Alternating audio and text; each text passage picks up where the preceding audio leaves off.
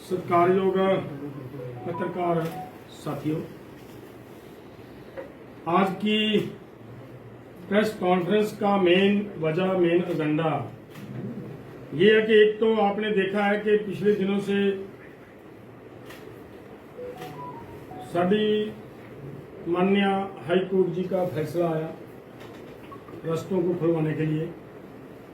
High court के फैसले के बाद जो हरियाणा गवर्नमेंट ने अगले पाछे अपना काम किया वो भी आप सबके सामने है।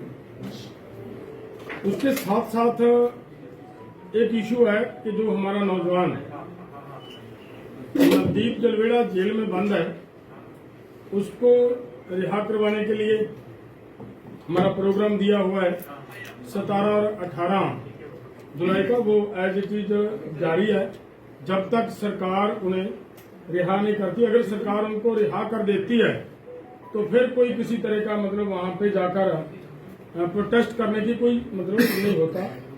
तो अगली बात जो बड़ी इंपॉर्टेंट मैं आप सबके साथ साझी करनी चाह रहा हूं वो ये है कि देखिए,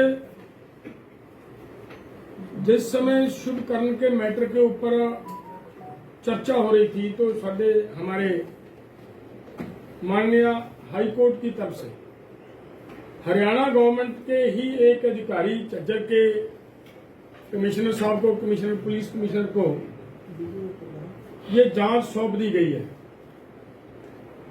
ये बहुत अन्यायपूर्वक बात हो रही नजर आ रही है हमारे साथ, क्योंकि जिस समय Punjab and Haryana high court की तरफ से एक रिटायर्ड जज की अगुवाई में एक कमीशन बनाया गया था, उस समय हरियाणा गवर्नमेंट सुप्रीम कोर्ट गई है। वहां जाकर उन्होंने जो बात कही है वो बड़ी समझने वाली है। वहां पे ये कहा है पुलिस का जो मनोबल है वो गिरेगा। सेकंड बात उन्होंने ये बात कही, बड़ी डेंजरस बात है। उन्होंने ये कहा कि अगर ऐसी इन्वेस्टिगेशन होती है तो फिर आगे से पुलिस किसी तरह की फायरिंग करने से हिचकिचाएगी। इसका मतलब क्लियर हो गया कि फायरिंग भी उन्होंने की, हमारे किसान जख्मी किए, हमारा एक किसान शहीद किया, लेकिन उसकी इन्वेस्टिगेशन भी ना हो पाए ठीक ढंग से, उसके लिए वहां तक गए। इसका मतलब क्लियर है कि अपने अधिकारियों के ऊपर शेल्टर करने का पूरा प्रयास किया, शेल्टर देने का हरियाणा गवर्नमेंट की तरफ से।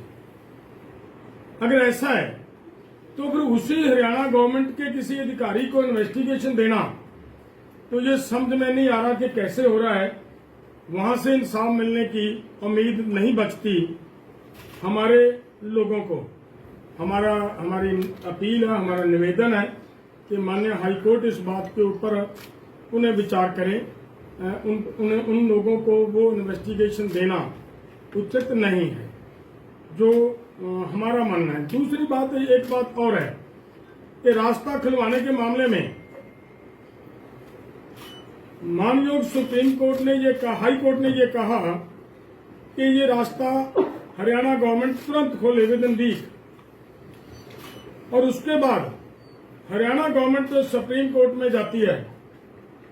तो इसका अर्थ ये निकलता है, स्पष्ट हो गया, हमने पहले भी ये कही थी बात कि रास्ता किसानों ने ना रोका था, ना रास्ता रोकने की कोई हमारी भावना थी, लेकिन हम तो दिल्ली के लिए निकले थे। रास्ता तो हमारे आने से 5 दिन 6 दिन पहले ही बंद हो गया था। तो किसानों को बदनाम करने के लिए एक नैरेटिव सृजने का प्रयास किया गया। तो अब हमारे सभी भाइयों को, और खास तौर पर मैं ये कहूंगा व्यापारी भाइयों को, वैसे उनको समझ भी आ रही है, आने लगी है, उनको सबको मिलकर हरियाणा गवर्नमेंट के ऊपर दबाव बनाना चाहिए कि वो रास्ता खोलें और हम अपना प्रोटेस्ट करने का जो हमारा दिल्ली का प्रोग्राम है वो कर पाएं। ये हमारा फैसला है कि जब भी रास्ता खुलता है, रास्ता खुलने के बाद हम अपना ताम झाम इकट्ठा करेंगे, सामान इकट्ठा करेंगे। वो सारा सामान आप सबने हमारे से ज्यादा देखा है, घर बन चुके हैं, हम उनको इकट्ठा करने पे थोड़ा समय लगेगा, सिर्फ उतना समय हम लेंगे और उसके बाद हमारा प्रोग्राम है जो हम दिल्ली की तरफ मतलब कूच करेंगे।